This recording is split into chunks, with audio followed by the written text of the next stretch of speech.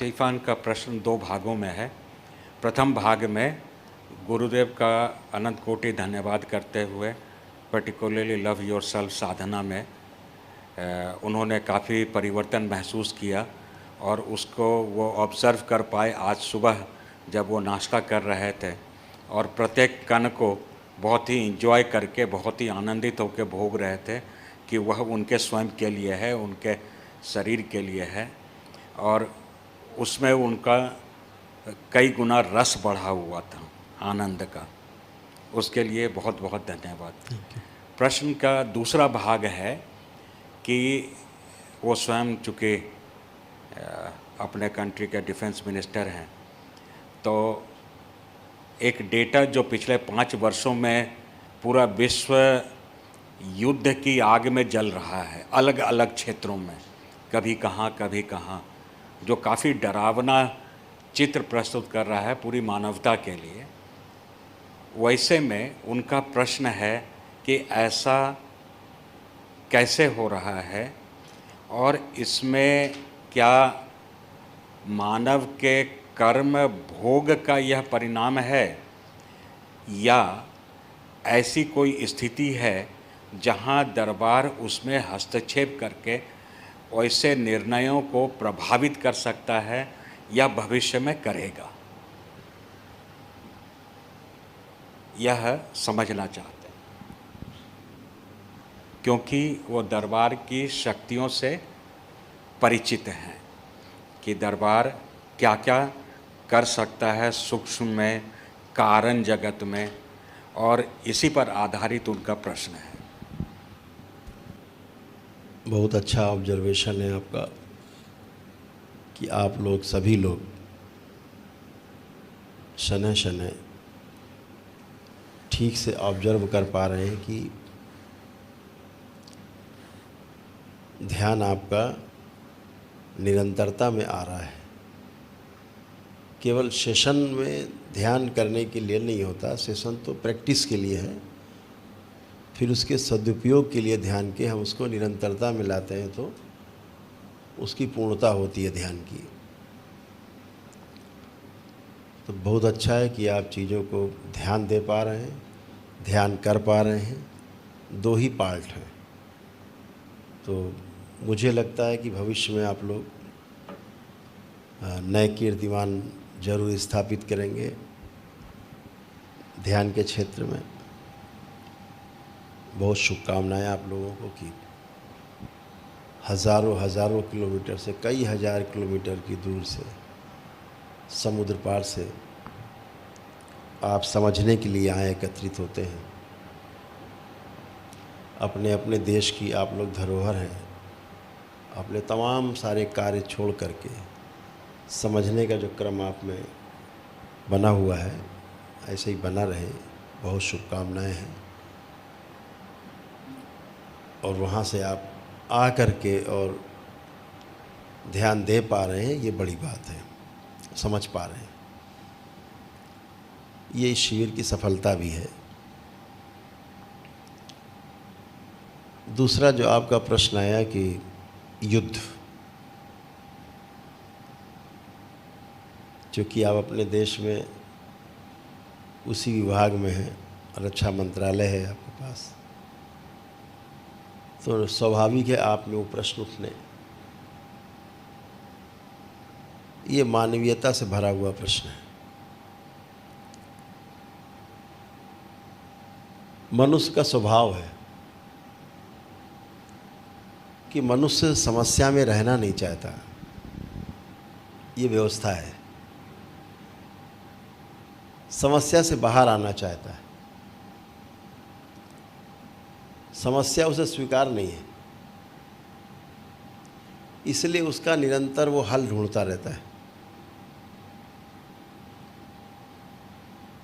हमें जड़ पर विचार करना चाहिए कि इसके रूट्स में प्रॉब्लम कहाँ है। युद्ध ना होने दिए जाए ये समस्या का हल नहीं है। युद्ध की परिस्थितियां क्यों उत्पन्न हुई हैं और उन परिस्थितियों को उत्पन्न ही ना होने दिया जाए, इस पे चर्चा की और उसके आधार पे जीने की आवश्यकता है। तो मनुष्य का स्वभाव है समस्या से बाहर निकलना। जब मनुष्य समस्या से बाहर नहीं निकल पाता, क्योंकि उसे उसका ऑर्डर नहीं पता है बाहर निकलने का,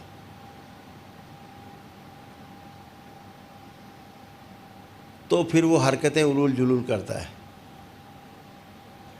फिर उसने जो समझा है, सीखा है, पढ़ा लिखा है, सुना है, उसके आधार पे वो त्वरित निर्णय लेता है। दरबार बार बार कहता है मानव का जो लक्ष्य है वो निरंतर सुख है, शांति है, संतोष है, आनंद है, परमानंद है। तो पहले ही कॉलम में जो सुख मिला नहीं, क्योंकि सुख मिले निरंतर तो शांति आए। तो सुख की जो निरंतरता है ये मानव लक्ष्य है। तो जब अभी मानव लक्ष्य ही अचीव नहीं हुआ तो शांति वाले कॉलम में अभी हमारा प्रवेश नहीं हुआ। ये क्रम है। निरंतर सुख यानी सुख की निरंतरता, continue happiness, then peace, peaceful environment made by continue happiness. तो जब हम निरंतर सुख नहीं प्राप्त कर सके हैं, हमारी सुख की निरंतरता नहीं है, तो हम शांति के कॉलम में नहीं पहुंच पा रहे हैं। और यही क्रम है, निरंतर सुख से शांति, शांति से संतोष, सेटिस्फैक्शन, और संतोष से फिर आनंद, आनंद से परम आनंद। तो हम अभी निरंतर सुख पर नहीं पहुँचे हैं। कभी सुख कभी दुख, कभी सुख कभी दुख, कभी दुख कभी सुख, ऐसे हम झूले में झूलते रहते हैं और शांति की उम्मीद लगा के बैठे रहते हैं। तो सबसे बड़ा उपाय निकलता है, युद्ध होता क्यों है? युद्ध के पहले द्रोह एक शब्द है, द्रोह।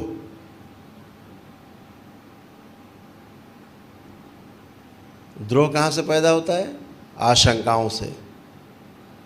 किसी व्यक्ति के प्रति आशंका है तो फिर द्रोह उत्पन्न होगा। द्रोह जब अंदर अंदर काफ़ी भारी हो जाएगा, बढ़ जाएगा, तो फिर विद्रोह होगा।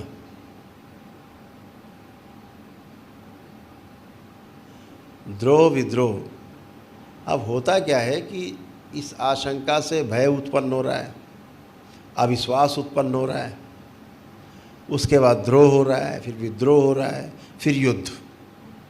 तो युद्ध एकदम से नहीं होता है कभी, इसके पीछे क्रम है। धीरे धीरे धीरे धीरे धीरे धीरे परिस्थितियों का निर्माण होता जाता है और ऐसी ऐसी स्मृतियाँ इकट्ठी होती जाती हैं, दैत्य स्मृतियाँ, जिनको रक्तपात में ही आनंद है। तो हमारे सिस्टम में एक जो सबसे बड़ी कमी है कि हमने मान लिया कि युद्ध हो जाएगा तो फिर शांति आ जाएगी, दुश्मन को मार लेंगे तो फिर हमारा कोई विरोध नहीं करेगा और फिर शांति हो जाएगी। उस शांति की अपेक्षा में सारे युद्ध हैं। जितने भी युद्ध हैं संसार के, सब शांति की अपेक्षा में हैं। गलत तरीका, गलत रास्ता ही गलत चुन लिया कि हम मारने के बाद ये हमको आदमी जान से मार देगा, तो क्या उपाय है? इसको जान से मार दो तो हम सुरक्षित रहेंगे। ये उपाय नहीं है, ये अपराध है। ये आप और ज़्यादा बड़े संकट को निमंत्रण दे रहे हैं। तो युद्ध सलूशन नहीं है, क्योंकि युद्ध के बाद भी शांति ही होती है, वार्ता ही होती है, वार्ता के बाद फिर शांति। तो ये वार्ता तो पहले भी हो सकती है, लेकिन जो ये उन्माद पैदा हुआ है, ये उन्माद पैदा हुआ है हमारा संबंधों के बिखराव के कारण। संबंध आपस में महसूस नहीं करते तो हम महसूस करते हैं अविश्वास, आशंका। तो समस्या वहाँ पर है मूल में कि हम निरंतर सुख को कैसे प्राप्त करें। ये तो उसका आध्यात्मिक पहलू है कि कैसे हम निरंतरता को सुख की प्राप्त करें, ताकि युद्ध का तो कालम ही खत्म हो जाएगा, युद्ध बचेगा ही नहीं। तो दो ही पार्ट हैं, या तो हम चीज़ों का संरक्षण करते हैं, संवर्धन करते हैं और सदुपयोग करते हैं, ये एक कॉलम है। इसके अभाव में हम सिर्फ और सिर्फ दुरुपयोग करते हैं।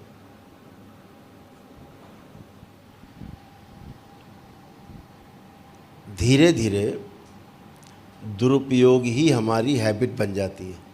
जैसे एक शब्द गढ़ा गया है पूरे विश्व में, GDP, ग्रॉस डोमेस्टिक प्रोडक्शन, जिसकी दर सबसे ज़्यादा है वो विकसित माना जाता है। प्राकृतिक दृष्टि से देखा जाए तो ये डिमोशन है, डिमोलेशन है, और हम चीज़ों को एक्सप्लॉइट करते हैं। ये विकास नहीं, ये विनाश की दर है। इस सृष्टि में विकास सिर्फ एक है कि हम जीव चेतना से मानव चेतना में संक्रमण कर जाएं। ओ गुरुदेव, दूसरा कोई विकास नहीं है। इसके अतिरिक्त हम सब चीज़ तोड़ना चाहते हैं और तोड़ते रहते हैं। तो सिर्फ विकास के रूप में एक ही वस्तु है कि हम अपने जो शरीरगत चेतना से आगे बढ़ कर के हम जीवनगत जो हमारी संचेतना है उसको समझ पाएं। हम जानवरों की भाषा से मनुष्य की भाषा समझ पाएं। जानवरों जैसा रहने से हम मनुष्य जैसा रह पाएं, जी पाएं। सिर्फ यही विकास है। गुरुदेव, ये यूनाइटेड नेशन में देने वाला स्पीच है सभी मुल्कों को, सभी राष्ट्रों के लिए। तो चेतना के विकास के लिए, जो चेतना का विकास है वो सिर्फ और सिर्फ मूल्य शिक्षा से संभव है। ह्यूमन वैल्यूज़, ह्यूमन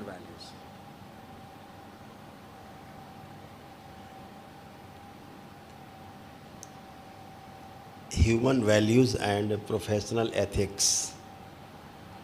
तो चेतना का विकास केवल मूल्य शिक्षा से ही हो सकता है, और मूल्य शिक्षा को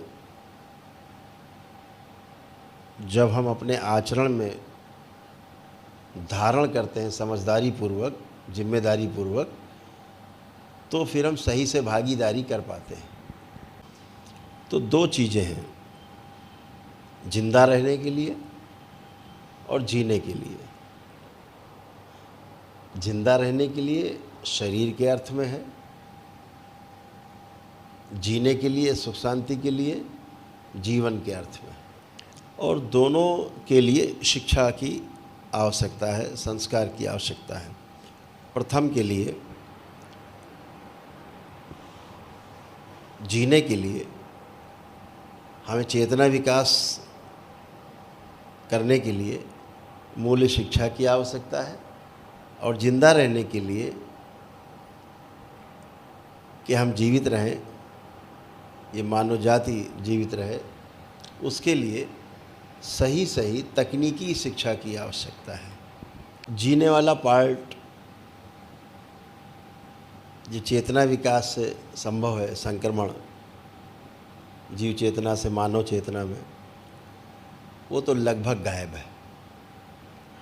और जो दूसरा पार्ट है टेक्निकल एजुकेशन का, उसका बहुत बुरा हाल है। 3 चीज़ें जो एकदम मुफ्त थी, एकदम फ्री, चिकित्सा, शिक्षा और न्याय, आज विश्व की सबसे महंगी श्रेणी में है। इसका बहुत बुरा हाल है। आपको अनुभव किया होगा आप लोगों ने। घर में एक डाइनिंग टेबल, एक सोफ़ा सेट, 4 कुर्सी, पलंग,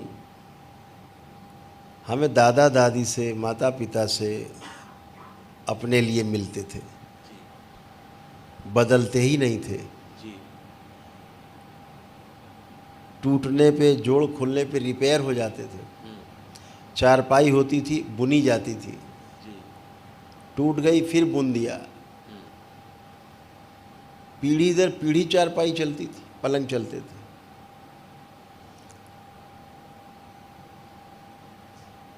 वृक्षों का दोहन नहीं था, शोषण नहीं था। आज हर साल, 2 साल में, 3 साल में घर का फर्नीचर बदल जाता है। दिस इज जीडीपी बढ़ रही है। हाँ हाँ हाँ देख देख के मोहित हो रहे हैं, प्रसन्न हो रहे हैं। हमारा जीडीपी दर बहुत ऊंचा है। हाँ हमने विनाश बहुत किया है, हाँ। लेकिन उसका नाम विकास है। There was- पूरे विश्व की ये जी गुरुदेव, हालत हो गई है। जी गुरुदेव, ये केवल भारत का नहीं गुरुदेव, पूरे विश्व का है। पूरा विश्व का है। क्योंकि अब तो ग्लोबलाइजेशन जो हो गया, जब से ये जो ग्लोबलाइजेशन एक वर्ड आया, जी इसने सब तहस नहस कर दिया। जी जी आपके पास जो बर्तन होते थे वही बर्तन रहते थे, जी पीढ़ी दर पीढ़ी। जी आपके पास फर्नीचर पीढ़ी दर पीढ़ी वही होता था। जी धातुओं का दोहन नहीं होता था, जी आवश्यकता ही नहीं थी। आपके पास जो घर होता था, पीढ़ी दर पीढ़ी दर पीढ़ी वही घर रहता था। जी तो नदियों से बालू, मोरंग, तमाम चीज़ें, दोहन, सीमेंट, पहाड़ तोड़ना, गिट्टी तोड़ के लाना, लोहा निकालना धरती से, तो मकानों में जो लगने वाला तमाम ये सामान है, इसकी आवश्यकता ही नहीं पड़ती थी। और मिट्टी के मकान होते थे जी मैक्सिमम। जी तो दोहन शुरू हो गए क्योंकि शिक्षा का अभाव हो गया। जहाँ तक मूल्य शिक्षा रही है, जी तब तक नहीं हुआ है। तब तक प्रकृति का दोहन नहीं हुआ है, तब तक जीडीपी नहीं आई थी, जी तब तक हैप्पीनेस थी। जी हैप्पीनेस परसेंटेज में नापा जाता था। जी। जैसे भूटान में, आज भी एक देश है जी भूटान में, वहाँ पर जीडीपी नहीं है, जी वो happiness happiness index, happiness index है वहाँ। Right, yes this is real, जी ट्रांसलेट कर। Right way. तो फर्नीचर वही, बर्तन वही, घर वही, संबंध वही, और अच्छे से मूल्य शिक्षा लागू थी। जी आज हर चीज बदल रही है। घर में होते हुए भी अनावश्यक संग्रह हो रहे हैं, तो दोहन ज़्यादा हो रहा है क्योंकि मूल्य शिक्षा का अभाव है। हमें कितना चाहिए, इस पे उन्होंने कोई अपना इंडेक्स ही नहीं बना रखा है।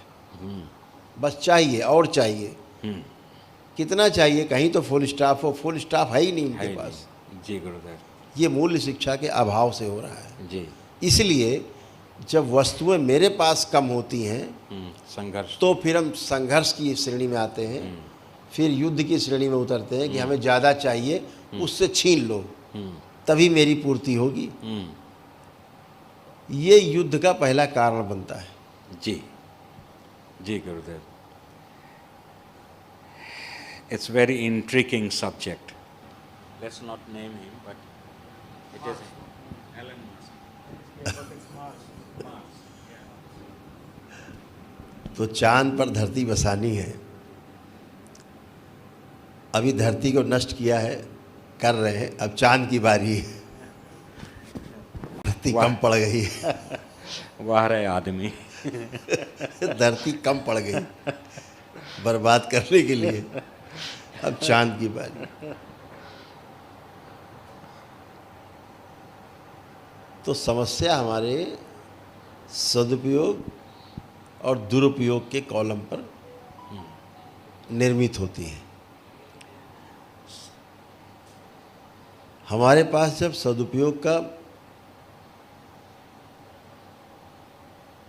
प्लान नहीं होता है, योजना नहीं होती है, तो सिर्फ दुरुपयोग होता है। ये बात हम सब समझ चुके हैं। और इन सब के पीछे स्मृतियाँ काम करती हैं, जिनको दरबार बहुत आराम से हैंडल करता है। अगर दो युद्ध करने वाले देशों के प्रमुखों को एक साथ बिठाया जाए, दरबार भी साथ बैठे, तो युद्ध होगा ही नहीं। युद्ध की जब बात चल रही है तो दरबार देखता है कि निकट भविष्य में अतिशीघ्र भारत जैसे देश को भी लोग युद्ध के लिए पुनः से उकसा रहे हैं और पुनः से युद्ध जैसे भीषण हालात बन सकते हैं। ये शुभ संकेत नहीं है। शिक्षा संस्कार का जो जनक है भारत देश माना जाता है, अग्रणी देश एजुकेशन, मानवीय मूल्यों की शिक्षा की। तो जो वैल्यूज़ आधारित शिक्षा थी उसको समझने के लिए पूरे विश्व से लोग भारत आते थे। आज उसी देश में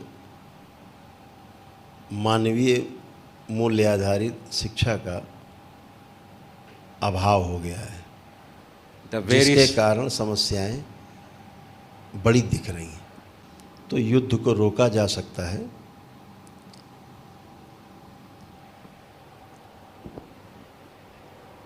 युद्ध हो ही ना, ये व्यवस्था की जा सकती है यदि मनुष्य को मानवीय मूल्यों की शिक्षा दी जाए। नंबर 1, चेतना विकास के लिए मानव मूल्यों को समझा जाए, उन्हें पहचाना जाए, उसके आधार पर जिया जाए, तो निश्चित रूप से समस्याएं कम से कम होंगी और तकनीकी विकास को हम व्यवहार के आधार पर, संबंधों के आधार पर, प्रकृति के दोहन के साथ, उसके संवर्धन और संरक्षण के साथ साथ प्रकृति के तकनीकी विकास के लिए हम उसका सीमित दोहन करते हैं, तो इन समस्याओं से छुटकारा पाया जा सकता है।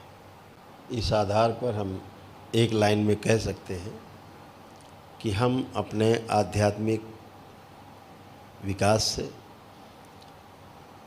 धार्मिक व्यवस्था को समझकर और मूल्य आधारित शिक्षा संस्कार के आधार पर व्यवहार करके प्रेम पूर्वक इस धरती पर रह सकते हैं और युद्ध की कल्पना से भी बाहर जा सकते हैं। इसके अलावा सही शिक्षा संस्कार के अभाव में, आध्यात्मिकता के अभाव में, धार्मिक व्यवस्था को ना समझने के आधार पे, हमेशा कम लगने के आधार पर, आशंकाओं, द्रोह विद्रोह के आधार पर युद्ध की संभावनाएं हमेशा बनी रहेंगी और युद्ध होते रहेंगे। बहुत बहुत धन्यवाद स्टीफन, आपके बहुत ही प्यारा प्रश्न था, पूरी मानवता से संबंधित था। आपके इस प्रश्न के कारण हम भी आज थोड़ा चिंतन कर पाए इस विषय पर, इसके लिए भी धन्यवाद।